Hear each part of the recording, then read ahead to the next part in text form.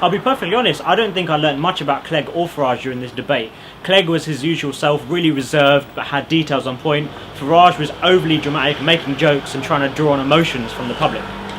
Now there was one thing we learned, is that it's incredibly awkward to see these two people together.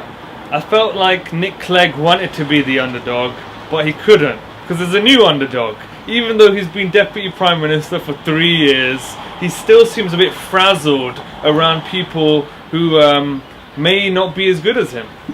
I can see your point, but apart from the character, don't you think it's really important for these politicians to have their stats and details in place? Farage was coming out with details about 29 million Romanians and Bulgarians, and Clegg rightly said, you know, those kind of people don't even exist, those number of people don't exist in those countries.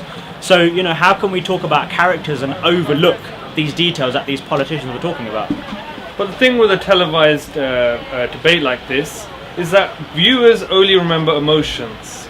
So for Farage to scare us and tell us that, oh no, you need to be scared of the immigrants, for him, that's job well done. But this is not Saturday Night TV, this is politics.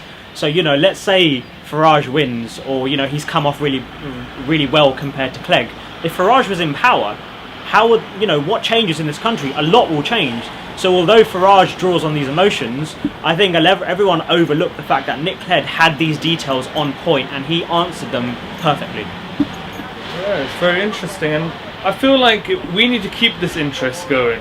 Like, only around election time do we have this, and then suddenly we forget all the things that they promised us. We need to stay on top of these politicians and make sure they do what they promised.